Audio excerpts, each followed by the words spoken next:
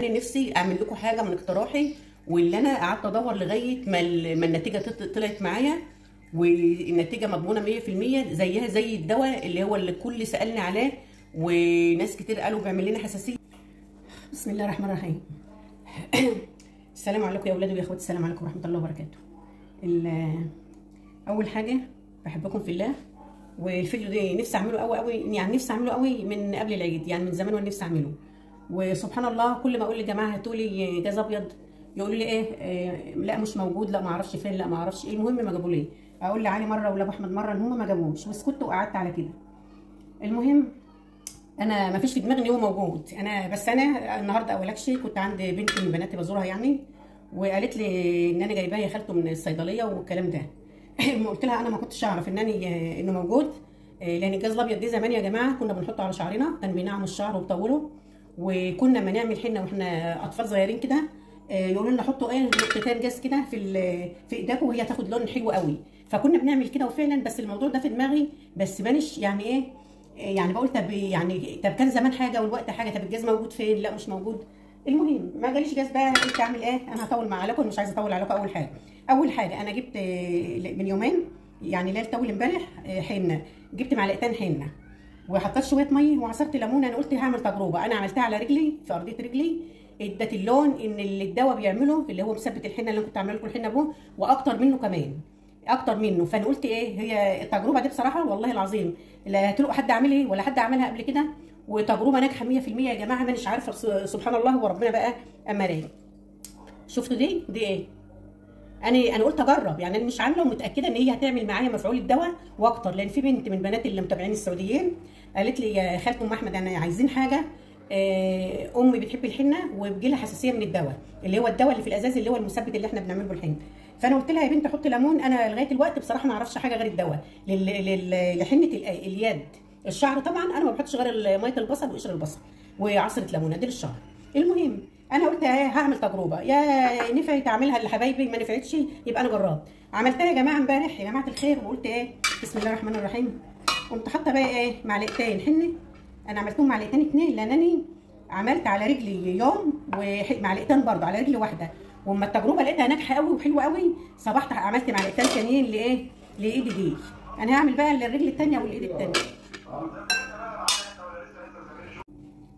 انا قفلت يا جماعه لان كان ابو احمد بيتكلم في التليفون وكان جاي الجهاز يمت هنا كده، فانا قفلت عشان كده. انا حطيتها هي الحنه اهي يا بنات، اهي الحنه. انا هعمل بقى للايد دي وللرجل دي. شايفين بقى الحنه دي؟ والله ما اتحط عليها اكتر من عصره الليمونه والميه من الحنفيه وبختين من الكنوليا دي. شايفين؟ انا ذهلت بصراحه بالنتيجه، جميله. في رجلي بقى رجلي كلها سوداء يعني غامقه الغمقان اللي هو شفت صوابعي دي غامقه شويه، كانوا غامقين شويه، هي واخده اللون اللي اكتر من ده كمان اللي هي رجلي اللي انا عملتها دي كمان ما قعدتش الفتره اللي هو بتاع الدواء دي، قعدت ساعه ونص يا بنات. يعني انا كنت بجرب لو اعرف بقى ان هي النتيجه كنت هغيبها بقى، لكن انا ساعه ونص فتحت عليها، ما اعرفش ان انا اقفل ايدي الثاني ولا احط حنه ثاني. ان حطيت حنه ثاني هيبقى الحته الفوارغ اللي عاطيه شكل حلو ده هتبوظ، فانا عملتها ساعه ونص وغسلتها. فلقيت النتيجه جميله قوي النتيجه دي. لو لفيتوا الدنيا بحالها انتوا مش هتلاقوا بقى الوصفه دي دلوقتي الا اللي انا عاملاها دي يا بنات. حطيت هنا الميه زي ما قلت لكم، اي كنوليا بقى هيبقى فيها نفس الماده اكيد، يعني هيبقى فيها نفس الماده. هنا حطيت كده بختين كده قيمه يعني هيبقوا قيمه نص معلقه حتى صغيره بتاع عشان مش ملانه اهي. خلاص هم دول اللي انا حطيتهم، كنت حاطه اقل من كده المره الاولانيه كمان، وعصره الليمونه. بس شوفوا بقى الفيديو ده ناجح 100% ونتيجه مضمونه اهي زي ما قلت لكم. انا جربتها، انا مش عارفه انا كنت هطلع ايه يا جماعه، والله انا ماليش حظ، بس والله العظيم النتيجه دي الطريقه دي انا جربتها، يعني دي اختراعي وتجربتي وحاجتي انا اللي عملتها. خلاص يا بنات، والحنه بتاع الايد لازم تبقى جامده شويه عشان تدوكوا الشكل ده، الشكل الحتت المفرغه دي لازم تبقى جامده، ما هياش خفيفه ونقوم حاطين كده ما يتدلناش الشكل اللي هو كنا نقول عليه سكاكين، الشكل الحلو ده اهي يا بنات. خدوا بالكم ان انا عجنتها وقمت لماها بايدي وقمت حطاها على طول، والله ما سبتها ولا ثانيه، يا دوبك عجنتها وحطيتها. انا بقى هسيبها 5 دقايق، هسيبها 5 دقايق بس في التجربه بقى عشان كنت بجرب انا سبتها حطيتها على طول، عجنتها وحطيتها على طول يا بنات. الحنه انا حطاها هنا على الصينيه عشان انا نخلاها يا بنات، عشان الحنه دي عندي من زمان بس هي كانت حنه خدوا شوفوا خدوا بالكم اي نوع حنه هيدوكوا النتيجه الحلوه دي، بس تكوني مضمونه ان هي حنه وخلاص، مش مضاف لها حاجه ثانيه، يعني تكون مضمونه اللي هي حنه. اهي يا بنات اكتر من كده مفيش. اهي تبقى تقيله زي ما انتم شايفينها كده. اهي انا مش عايزه اعك ايدي اللي انا هحنها عشان تبقى شكلها حلو. اهي هسيبها 5 دقايق واحنها واوريها لكم تاني. اهي خلاص يا بنات، والله العظيم النتيجه يعني مبهره، يعني مانيش عارفه النتيجه حلوه بصراحه، يعني انا راضيه بها قوي قوي قوي. طبيعيه شويه برفان الكونوليا اللي هي بتاع الحلاقه دي اللي بحطها للرجاله، والميه والليمونه، والنتيجه احلى من الدواء اللي بيقولوا بيعمل حساسيه وكده. النتيجه الدواء انا بقعده ساعتين لما بحط فيها شويه الدواء اللي انتوا سالتوني كتير قوي قوي على حاجه بديل للدواء. هو انا عملت لكم بديل للدواء. اهم حاجه الفيديو ده عايزاه يرفع لي بقى القناه، لان دي اختراعي ودي تجربتي ودي حاجتي وانا عملتها لكم اهي والله بكل امانه وبكل صراحه. اما اعمل بقى هعمل الايد بقى شويه كده، هعملها معاكم واغسلها معاكم ان شاء الله. بعد ما سبت الحنه 5 دقايق يا بنات، انا قلت لكم لما جيت اعمل ايدي دي انا ما سبتش الحنه ولا دقيقه، انا كنت بعمل تجربه. عجنت المعلقتين الحنه وحطيت على طول، ما سبتهاش ثانيه واحده، عجنت وحطيت على طول عشان كنت بعمل تجربه، ما كنتش ضامنه ان هي يعني ان هي هتبقى ناجحه او هتنفع او مش هتنفع. هنا ايه بقى؟ بسم الله الرحمن الرحيم. برده كده اهي، انتوا عارفين الكانوليا دي بتطير على طول يعني ما بتثبتش اهي يا بنات. وبنيجي ايه بقى؟ بسم الله الرحمن الرحيم. زي ما قلت لكم الحنه بتاعت الايد، وبعدين الحنه اللي بتتعمل دي يا جماعه زي طالعه ترند برضو، اللي هي بتتعمل في الايد كلها دي، مش الرسم وخلاص، دي طالعه ترند على فكره، يعني طالعه ايه موضه. خلاص يا بنات شايفين بقى؟ هي دي الحنه بتتحط كده اهي، وبنقوم عاملين اما بنطبق ايدينا ما بنفتحهاش عشان الحنه تاخد الشكل الحلو. خلاص يا بنات، وبنيجي بقى هنا كده، استنوا ما نبخ بخه كمان على ضوافرنا. بسم الله الرحمن الرحيم. ايه رايكم في الاقتراح بتاعي؟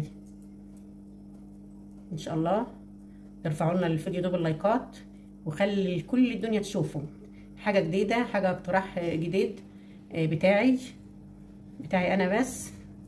ان شاء الله تعملوه يا بنات كده. التجربه ناجحه 100% اهي قدامكم، وانتوا عارفيني بقى، عارفين ان انا ما بقولش ايه الا الحقيقه. يلا وهاجي هنا بقى كده. طبعا انا طبقت ايدي كده، هي مش هتتفتح، مش هقول لكم بقى اللي انا هفتح احط حاجه ثانيه ولا اعمل، هي مش هتتفتح الا لو احنا رايحين نغسلها مع بعض. وعشان ما اطولش عليكم قوي كده انا خلصت اهي يا بنات. شايفين بقى هتبدا تنشف، هتبدا يعني تاخد لون. انا هقول لكم انا هقعد قد ايه، دي زي ما قلت لكم قعدت ساعه ونص او ساعتين الا تلت. اما تقرب تنشف كده هقوم ملبسه ايدي كيس عشان ايه تصبر شويه يعني. خلاص هي الوقت ما فيش اي حاجه اهي. اما احس بقى ان بدات تنشف كده من بره، انا مش هفتحها من جوه طبعا، هقوم حاطه ايه كيس كده ملبساه في ايدي لغايه ما تاخد الوقت بتاعها كده يا بنات. بعد ما مر على طبعا انا سبتها المره دي ساعتين، لان الايد ده انا كنت زي ما قلت لكم كنت عاملاها تجربه، ففتحتها بدري عشان اكتشفها، فلقيتها برده خدت اللون الجميل ده. لكن ده انا طولت عليها شويه، بس هي ما بيبانش برده، ما بيبانش اللون قوي الا بعد ساعه كده من ايه، من حواشين الحنه من عليها اهي. زي ما قفلتها معاكم زي ما انا بفتحها دلوقتي اهي. شايفين بقى؟ طبعا دي كانت زي دي او افتح كمان عنها يعني ساعه كده، ساعه بالظبط تلاقوها بقت نفس اللون ده واغمق كمان، عشان هي غابت شويه عن الايه، عن الاولانيه. خلاص يا بنات انا هغسلها احسن. هو يقولوا لي ايه ما تغسلهاش دي نازل زيتون، بس هي الغسيله انا كنت غسله دي ما عملتش اي حاجه، اغسلها وارجع كده. هي غسلتها يا بنات اهي. شايفين اللون جميل قوي، وشويه كده وهتلاقوه كمان بقى ارمقي بقى بقت اللون جديد. ماشي شويه كده ساعه كده واقوم موريها لكم وختمه ايه الفيديو معاكم. بس ايه رايكم بقى في اقتراح كده امان اهي. شويه كده بقى هوريها لكم يعني ساعه كده هتلاقوها بقى خدت اللون برضو اللي هو اللون الغامق ده. ده فيديو الحنه يا بنات. انا عملت معاكم فيديوهين للحنه بتاع الايد، وعملت برضو فيديوهين للحنه بتاعه الشعر. طبعا المكون قريب من بعضه. المكون دي بقى مختلف جدا جدا، وموجود في كل بيت، موجود في كل بيت. يعني انا قعدت ادور لغايه ما عملت لكم حاجه هتدخلوا تجيبوها من على التسريحه من البيت، مش هتجيبوها من اي مكان تاني. والله العظيم حب فيكم كلكم، وحب ان انا نفسي اعمل لكم حاجه من اقتراحي، واللي انا قعدت ادور لغايه ما النتيجه طلعت معايا، والنتيجه مضمونه 100%. زيها زي الدواء اللي هو اللي الكل سالني عليه، وناس كتير قالوا بيعمل لنا حساسيه. بنت من بنات اللي هم متابعيني في السعوديه قالت والدتي بتحب الحنه قوي بس الدواء بيعمل لها حساسيه. يا حبيبتي الوصفه بقى دي اهي وصفه طبيعيه 100%، مفيش فيها حاجه. بنحطها، بندخل على التسريح نجيب الازازه نحط على ايدينا منها. الرجاله بتحطها بعد ما بيحلقوا. الوصفه جميله جدا ونجحت 100%. جربتها على رجلي وجربتها على ايدي، وبرده رجعت بقى عملتها معاكم. لما انا جربتها على رجلي وعلى ايدي الشمال رجعت عملتها على ايدي اليمين. شايفين النتيجه والجمال والحلاوه؟ شايفين؟ والله من اقتراحي ما شفتيها ولا هتلاقوها. انتوا مش هتلاقوا الوصفه دي. الوصفه دي هتشوفوا المكون دلوقتي. هسيبكم بقى عشان انا طولت عليكم، مش عايزه الفيديو يبقى طويل. واهم حاجه شيروا لنا الفيديو وابعتوه لكل اللي بيحب الحنه وعارفينه، وابعتوه له. خلاص يا جماعه، يلا بحبكم في الله، والسلام عليكم ورحمه الله وبركاته.